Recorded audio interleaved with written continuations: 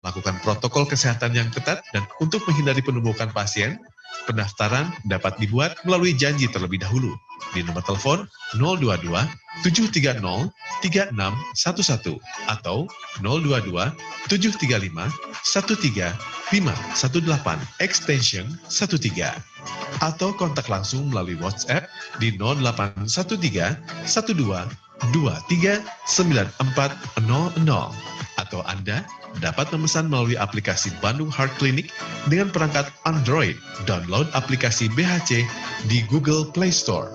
Cintai jantung Anda sejak dini.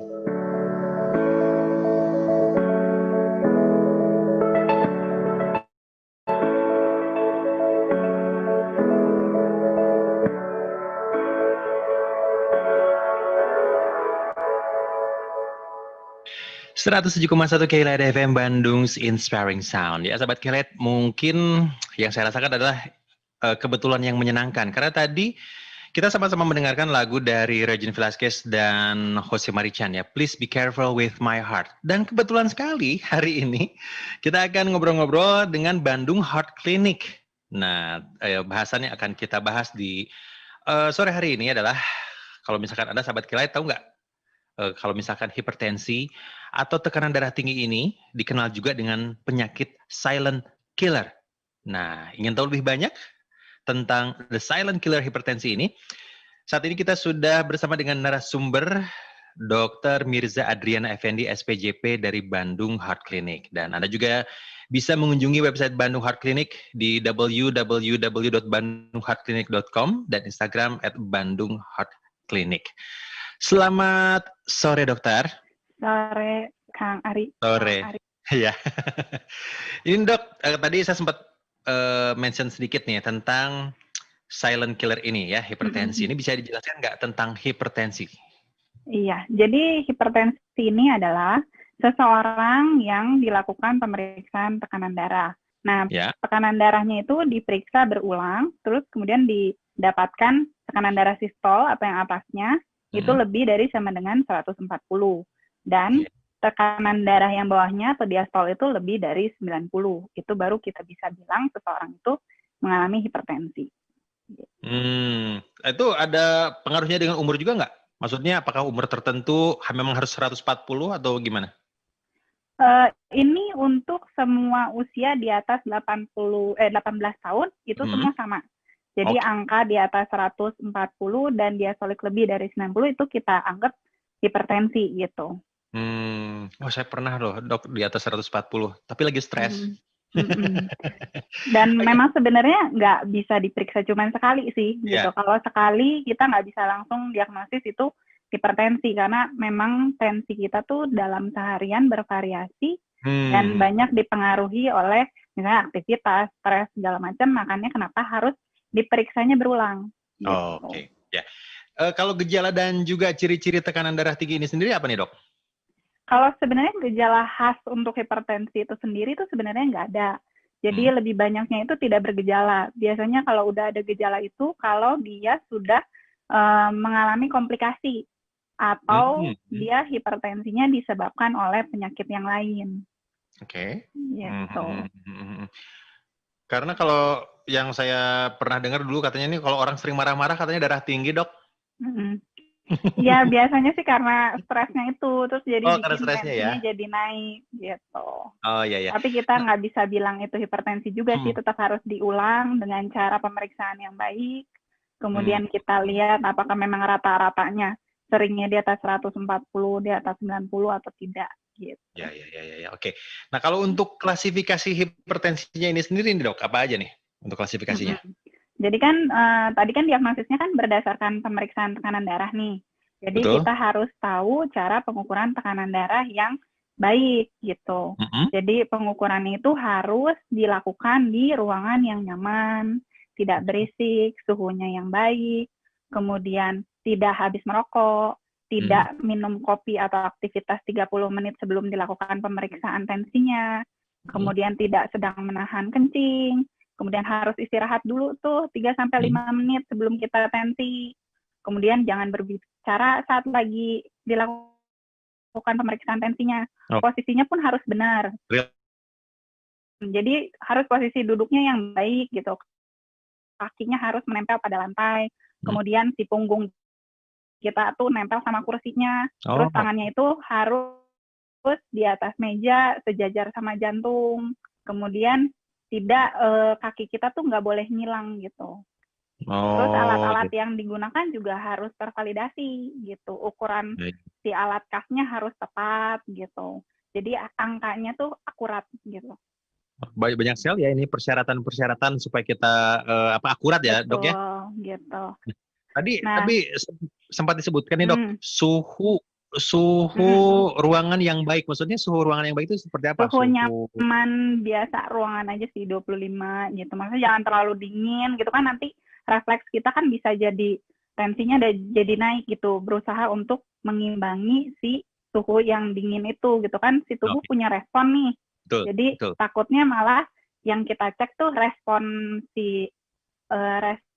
beradaptasinya tubuh kita gitu. Padahal sebenarnya dia nggak hipertensi gitu. Jadi dibuat senyaman mungkin lah gitu untuk dilakukan pemeriksaan tensinya. Nah, setelah kita dapat angka tekanan darahnya itu, barulah kita lihat klasifikasinya. Si klasifikasinya itu dibagi 4. Ada yang normal, high normal, grade 1 sama grade 2. Normal itu kalau tekanan darah sistoliknya kurang dari 130 dan tekanan darah diastoliknya kurang dari 85.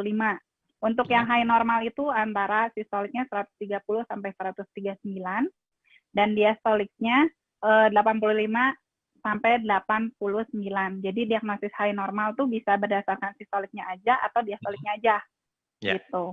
Grade 1 kalau sistoliknya itu 140 sampai 159 dan diastoliknya itu 90 sampai 99. Grade 2 juga sistoliknya itu lebih dari sama dengan 160 dan diastoliknya lebih dari sama dengan 100. Gitu.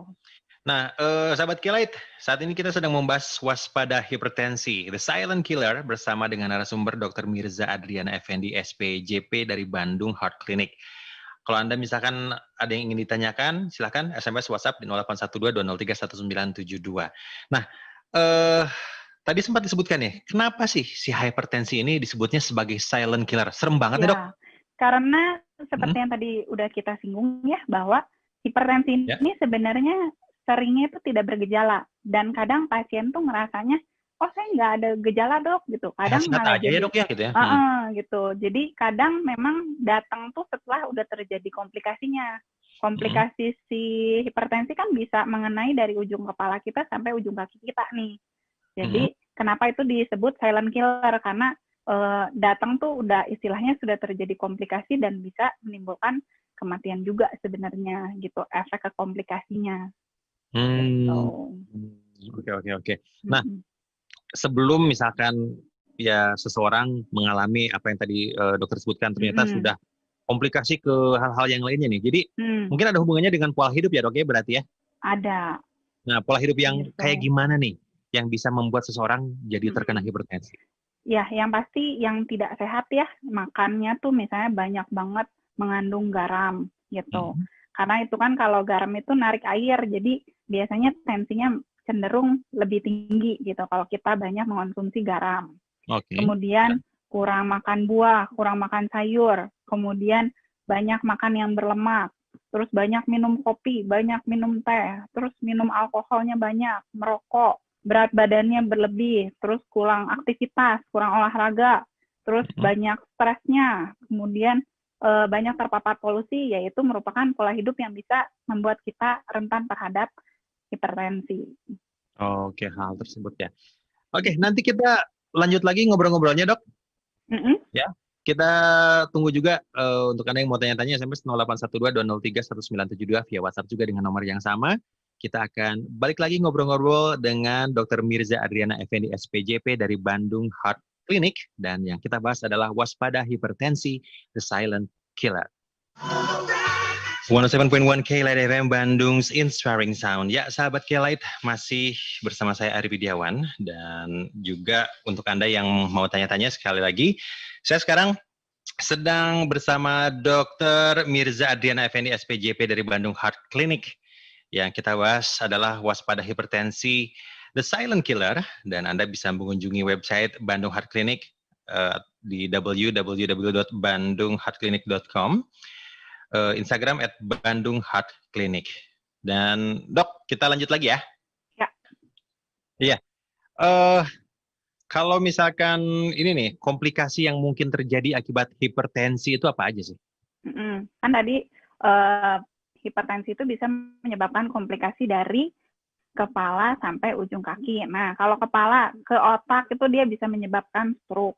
Kemudian ke jantung dia bisa menyebabkan penebalan dari otot jantungnya. Kemudian ke ginjal dia bisa menyebabkan penurunan fungsi ginjal.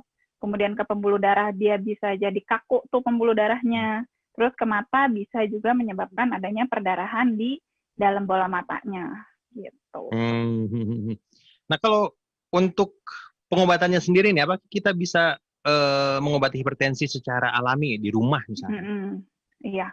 Jadi memang pertama kali kita mendapatkan misalnya tensi kita tinggi, kita tuh nggak akan langsung memberikan obat gitu, kecuali kalau tensinya memang lebih dari 180 per 100 itu langsung bisa kita anggap hipertensi, langsung kita obatin. Tapi kalau misalnya baru sekali datang tensinya 140, diastol 90, itu masih kita perlu evaluasi lagi gitu.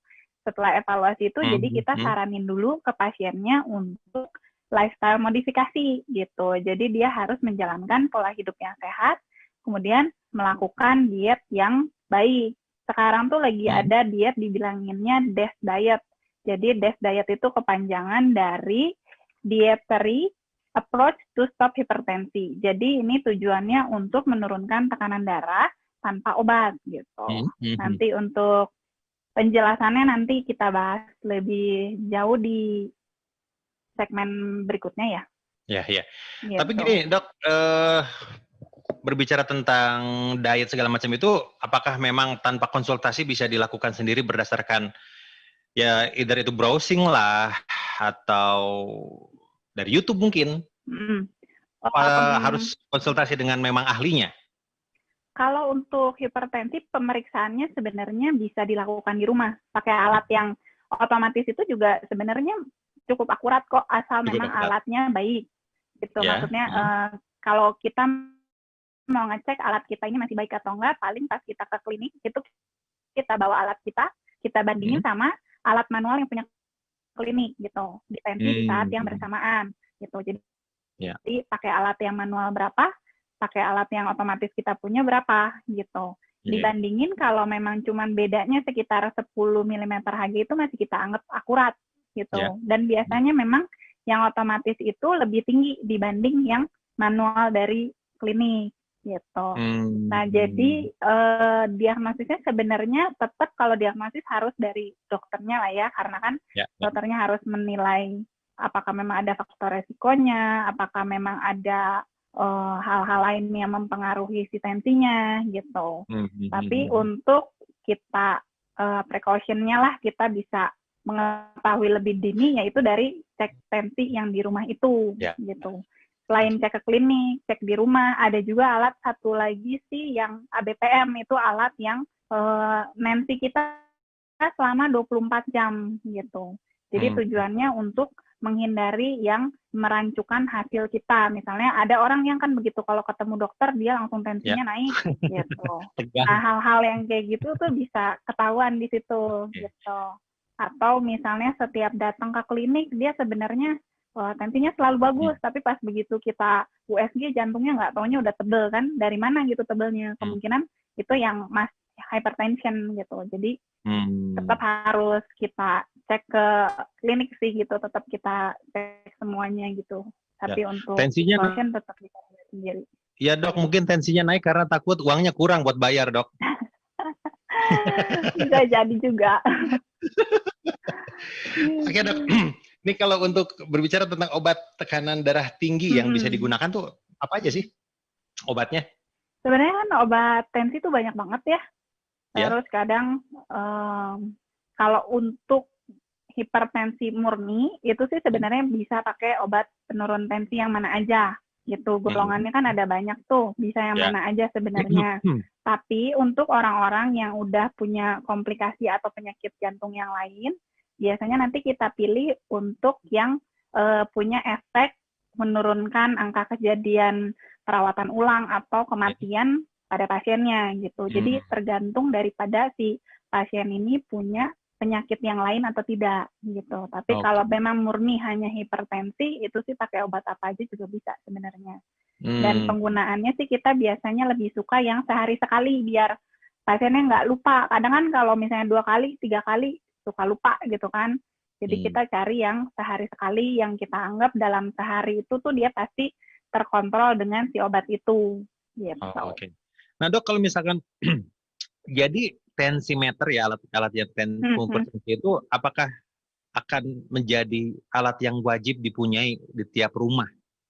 Sebenarnya sih kita nyaraninnya kalau memang mampu sih boleh aja gitu. Kalau misalnya pasiennya nggak mampu nih untuk beli alat itu, ya kan bisa ke puskesmas atau ke klinik terdekat gitu. Jadi intinya sih asal kita punya data nggak cuma sekali gitu, nggak cuma sekali dapat oh ini tensinya tinggi langsung kita kasih obat, enggak sih gitu. Jadi kita minimal harus punya rata-rata lah minimal 2 kali datang misalnya, entah dia misalnya 1 lagi dari klinik lah, dari mana asal lakuin pemeriksaannya bener sih, itu udah cukup buat ngebantu kita buat bikin diagnosis gitu.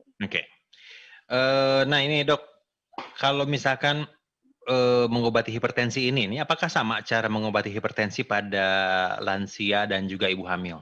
Sebenarnya pada prinsipnya sih sama kan, nurunin tekanan darah. Tapi biasanya pemilihan obatnya akan berbeda untuk ibu hamil. Karena kan ibu hamil kita harus cari obat yang aman untuk janinnya. Gitu. Jadi lebih ke pemilihan obat. Kemudian kalau untuk ibu hamil juga kita harus ngelihat ada si tensi ini menyebabkan kegawatan nggak pada si ibunya atau si janinnya. Gitu. Kalau menyebabkan kegawatan apakah memang harus dilahirkan nggak gitu tanpa kita melihat usia kehamilannya berapa gitu. Terus si obatnya itu ya intinya harus yang aman lah buat si janinnya gitu. Nah, kalau untuk lansia, kalau untuk lansia sih biasanya kita targetnya turunnya nggak terlalu banyak ya. Jadi maksudnya kita kalau untuk usia lebih dari 65 tahun, itu targetnya hanya cukup kurang dari 140/90. Gitu. Atau yang bisa ditoleransi sama pasiennya. Kadang kita pengen targetnya segitu, tapi ternyata pasiennya jadi pusing atau lemas. Gitu. Itu kita nggak bisa paksain juga. Gitu. Jadi tetap kita harus lihat optimal yang bisa ditoleransi sama pasiennya. Gitu. Jadi kayak tawar-tawaran sama pasiennya dok ya? Saya 135 aja deh gitu ya. Kadang suka gitu sih. Saya enaknya 150 dok gitu. Tapi suka gitu sih emang pasien. Cuman kadang kita tetap harus mengedukasi lah bahwa maksudnya dengan tensi yang tinggi itu kan risiko untuk dia bisa mengalami komplikasi lebih besar pasti kan. Gitu. Jadi ya kalau mungkin dia lama-lama mengerti, mungkin itu kan pasti ada efek psikis juga lah ya di pasien gitu. Mungkin lama-lama dia bisa lama-lama ngikutin lah gitu targetnya kita. Kalau memang benar-benar bukan masalah yang si kesehatannya dia lah, bukan sampai jadi jatuh dan segala macam gitu. Ya. Nah ini kapan sih hipertensi yang kita alami ini harus diperiksakan di rumah sakit?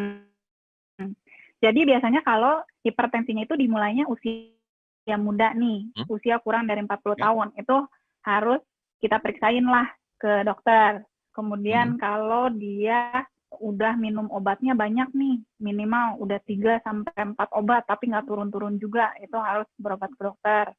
Kemudian tadinya normal-normal aja nih, terus tiba-tiba tensinya naik tinggi, nah itu harus dicek, gitu, apakah memang ada penyebab yang lain yang bikin dia tensinya naik. Jadi intinya sih kita berobat itu buat cari apakah ada penyebab lain atau mencari komplikasinya, gitu. Ya, oke. Sama siap dok, nanti ya gini. Sama faktor resiko kalau pasien ini punya faktor resiko ya. Maaf. Jadi faktor resiko diabetes, kolesterol tinggi, faktor resiko. Terus ada gangguan ginjal, terus pasiennya obesitas, terus ada riwayat di keluarganya yang hipertensi, yaitu harus lebih dini untuk memeriksakan diri ke dokter. Oke. Sempat di-mention sama dokter tentang obesitas dan kebetulan ada yang nanya juga via WhatsApp, tapi kita akan jawab setelah yang satu ini ya dok ya. Ya, Anda jangan kemana-mana, sahabat Kilait, masih bersama Dr. Mirza Adriana Effendi, SPJP dari Bandung Heart Clinic. Dan yang kita bahas saat ini adalah waspada hipertensi, the silent killer. 107,1 Kilait FM, Bandung's Inspiring Sound. Ya, sahabat Kilait, masih bersama Dr. Mirza Adriana Effendi, SPJP dari Bandung Heart Clinic. Dan yang kita bahas hari ini adalah waspada hipertensi, the silent killer. Dok, pantangan apa saja sih yang harus dihindari untuk para penderita hipertensi ini? Yang pasti sih garam jangan banyak-banyak. Isinya kalau kita lagi masak, jangan lupa ditambahin lagi tuh. Udah ada di meja, jangan kita tambahin lagi garam meja. Terus pokoknya jangan diekstra-ekstrain lagi lah. Udah segitu-segitu. Kemudian jangan makan banyak yang lemak gitu, jeroan, kulit ayam, daging merah jangan terlalu banyak lah istilahnya kalau kita makan gitu. Sama lemak. Ya harus sadar diri ya dok ya paginya. Lemak kita memang butuh lemak sih, tapi lebih baik lemaknya dari nabati gitu, jangan dari lemak hewani gitu. Kalau bisa makan daging tuh lemak-lemaknya tuh kita buang-buangin gitu, jangan kita makan. Ya, gitu. Ya. Ini ada yang tanya dok, Gary, dok makanan apa yang paling berefek terhadap jantung? Nah, terus hubungan antara darah tinggi dan jantung itu apa sih dok? Gitu. Jadi tadi kan kita mau bahas soal yang DES diet itu ya. Betul. Si DES diet itu sebenarnya pada prinsipnya dia itu adalah makanan yang banyak mengandung sayur, buah, sama yang rendah lemak gitu. Jadi kita harus mengkonsumsi banyak sayur sama buah sama yang rendah lemak gitu. Per harinya itu misalnya kita anggap hitungannya ons ya. Sayurnya itu sekitar 5 ons, kemudian buahnya 5 ons, kemudian biji-bijiannya 5 ons, kemudian ini dalam sehari nih. Kemudian unggas, ikan, sama dagingnya itu 5 ons, kemudian gandum juga sekitar 6-8 ons. Nah, produk susu yang low fat itu cuman sekitar 2 ons aja sehari tuh. Terus kalau misalnya kita makan gula atau es krim atau apa, itu hanya boleh per minggu itu 5 ons aja. Gitu. Aduh dok. Jadi sebenarnya harusnya begitu gitu makanannya. Terus per hari itu kalori kita sebenarnya cuma butuh 2.000 kalori aja per hari. Gitu. Iya. Terus ya memang berat ya, tapi yang namanya kesehatan pengen sehat itu adalah pilihan ya dok ya. Betul. Gitu. Jadi makanannya sih intinya sih harus rendah lemak lah. Gitu. Harus rendah lemak ya. Baik. Kemudian ini ada Anti. Tekanan darah saya adalah 150/90. Apakah aman terhadap jantung? Terus saya pernah ke klinik jantung nih dok. Enak, asri, serasa tenang kalau sudah di sana. Tapi apakah sekarang di era COVID ini seperti apa sih? Apakah jadi lebih ketat pengawasannya atau gimana? Gitu dok. Sebenarnya sih untuk COVID nggak COVID sama ya. Si pemeriksaan tensi sih sebenarnya pemeriksaan tensi yang baik itu ditensi minimal 2 kali sehari. Pagi lah sama malam gitu. Ditensinya pakai cara yang benar. Kemudian ditensinya itu sebenarnya harusnya minimal tuh 3 kali pengukuran selang 1 menit. Kemudian kita rata-ratain tuh yang 2 terakhir sebenarnya gitu. Nah nanti dicatat dalam setiap harinya tuh berapa, dalam nanti kontrol kan ke dokternya tuh sebenarnya harus ketemu dokternya lagi untuk membuat diagnosis tuh kontrol antara 1 sampai 4 minggu gitu. Nanti kan dikasihin tuh catatannya. Dari situ baru kita lihat apakah memang tensinya tinggi terus atau enggak. Kalau 150 terus, itu pasti punya risiko untuk ke jantungnya. Apakah nanti lama-lama otot jantungnya jadi tebal gitu. Apakah nanti hipertensi kan merupakan salah satu faktor risiko untuk punya plak di pembuluh darah juga nih, gitu. Jadi ya kalau memang tidak terkontrol tensinya ya bisa aja jadi ada plak di pembuluh darahnya. Kemudian kalau plaknya itu pecah, ya bisa serangan jantung, gitu. Jadi sebagai faktor risiko sih sebenarnya hipertensinya, gitu. Baik. Ini juga ada pertanyaan, dok. penyebab utama penyakit jantung itu apa sih? Penyakit jantung mungkin yang dimaksud mungkin koroner kali ya.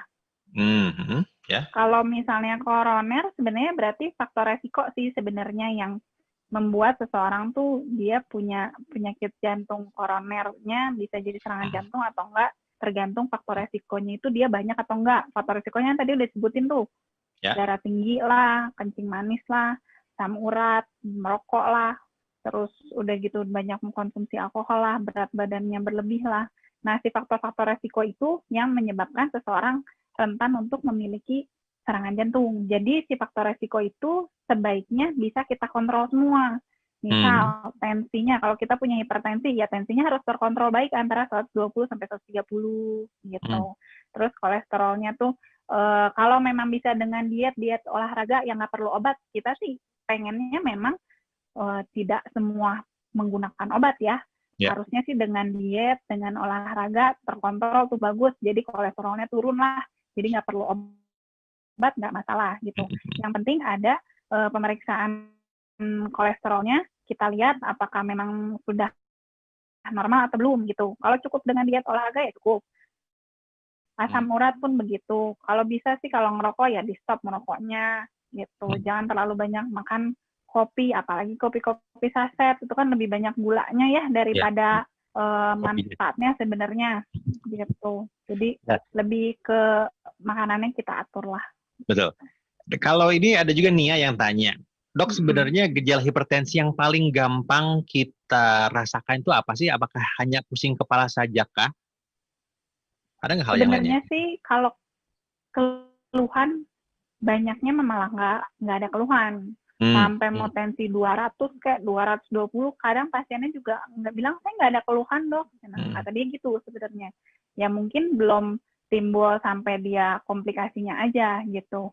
Jadi sebenarnya keluhannya tergantung dia komplikasinya kemana gitu. Kalau misalnya dia komplikasinya ke otaknya, misalnya jadi ada perdarahan tuh pecah, stroke, ya mungkin keluhannya sakit kepala berat gitu. Terus gangguan lebih ke mungkin gangguan kayak stroke-nya lah gitu, pergerakan atau apa gitu. Kalau dia misalnya ke mana lagi nih, dia kan banyak ya. Kalau ke jantung sih ya mungkin dia jadi faktor resiko ke serangan jantung, ya mungkin dia keluhannya sakit dada bisa, atau mungkin dia ototnya udah jadi tebel, terus fungsi jantungnya jadi turun, bisa aja keluhannya jadi sesek-sesek gitu kayak orang gagal jantung gitu. Baik. Mungkin kayak gitu sih.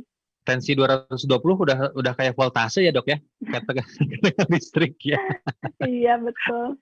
Gitu. Ini ada juga yang tanya dari Derry, Dok, apakah ada kaitannya kegemukan atau obesitas dengan hipertensi? Akhir-akhir ini saya mengalami pusing. Saya nggak tahu apakah saya darah rendah atau darah tinggi karena sejujurnya saya takut untuk ditensi katanya. Ya. Takut ketahuan sakit apa. Biasanya tuh kayak gitu juga tuh. Jadi pasti ada hubungan ya, namanya kita berat badannya harusnya ideal, terus ini obesitas. Jadi kan si jantung punya usaha lebih nih untuk ngasih oksigen buat seluruh tubuhnya gitu. Jadi pasti ada efeknya. Biasanya memang obesitas itu punya risiko untuk hipertensi lebih besar. Jadi untuk usia-usia muda, obesitas itu banyak juga sih kasusnya. Jadi dia masih umur 30-an, tapi obesitas itu pada hipertensi, jadi udah minum obat baru usia 30-an juga ada sebenarnya. Jadi ada baiknya kalau memang obesitas, itu diturunin berat badannya gitu. Sama ya sebenarnya dicek sih harusnya tensinya. Ya, gitu. Paling aman itu ya dok ya, supaya kitanya juga ngerasa ngerasa puas juga sih pada akhirnya ya. Iya, nah, biar kitanya juga lebih aware gitu. Betul. Ini Gary juga tanya lagi nih, Dok, satu lagi nih, saya perokok. Berapa persen sih kemungkinannya saya kena penyakit jantung? Sehari cuma sebungkus kok dok katanya. Sebungkus banyak sih sebenarnya. Gitu. Jadi memang berdasarkan penelitiannya pun sebenarnya emang rokok itu udah ada korelasinya lah sama ke penyakit jantung gitu. Jadi kalau sebisa mungkin ya di stop sih si rokoknya itu gitu. Jadi sebenarnya mau lebih dari 10 batang kalau nggak salah itu tuh udah punya resiko ke arah jantung gitu. 10 batang per hari gitu. Jadi ya kalau bisa sih benar-benar di stop tuh di stop, jangan nanti ngerokok lagi sedikit, nanti enggak, nanti ya kalau bisa sih benar-benar stop aja gitu. Karena efeknya lumayan tinggi lah gitu. Untuk persenan pastinya apakah orang pasti serangan jantung atau enggak, kita nggak ada angka pastinya sih gitu, karena belum tentu orang yang benar-benar ngerokok dia pasti serangan jantung, nggak juga. Apakah orang yang nggak ngerokok pasti nggak serangan jantung? Ya nggak juga gitu. Tetap kita harus lihat faktor resiko yang lain-lainnya gitu. Apakah ada riwayat keluarganya, ayahnya, ibunya punya serangan jantung gitu atau meninggal usia muda gitu, serangan jantung usia muda. Kita tetap harus lihat ke arah situ, sama faktor resiko yang lain-lainnya lagi gitu. Apakah punya gula, punya asam urat, atau yang lain-lainnya harus kita lihat juga. Langsung di counter sama yang bersangkutan, Dok. Berarti 9 batang aman katanya. Aduh, ngeles aja. Iya, emang suka begitu ya. Kemudian ini ada juga yang tanya via SMS. Dok, apakah betul bahwa sebetulnya tidak ada istilah meninggal mendadak karena jantung? Soalnya katanya penyakit jantungnya memang sudah ada, cuman kita tidak menyadarinya. Nah, bagaimana cara terbaik untuk menghindari hal itu? Jadi mungkin ini yang dimaksud orang yang kayak misalnya kasus orang lagi tidur terus tiba-tiba nggak bangun gitu ya. Nah, itu biasanya sih kelainannya bukan ke serangan jantung, bukan. Dia lebih ke gangguan irama biasanya. Gangguan irama jantung. Jadi yang orang-orang bilang tiba-tiba henti jantung. Gitu. Nah, itu tuh versinya beda sama serangan jantung. Kalau serangan jantung kan lebih ke masalah pembuluh darah ya, plaknya gitu. Dia pecah lah terus tersumbat. Kalau ini lebih ke gangguan irama. Jadi iramanya itu bisa tiba-tiba cepet banget, bisa sampai 200, 300, terus tiba-tiba jadinya akhirnya kalau misalnya jantung berdetak 300 kan anggapannya jadi kayak kita sebenarnya nggak dapat oksigennya tuh. Terus tiba-tiba atau dia tiba-tiba berhenti jantungnya. Nah, itu lebih ke gangguan irama. Nah, orang yang memiliki gangguan irama memang kita bilang tuh ada substratnya istilahnya tuh. Jadi memang udah punya kelainan di si jantungnya gitu.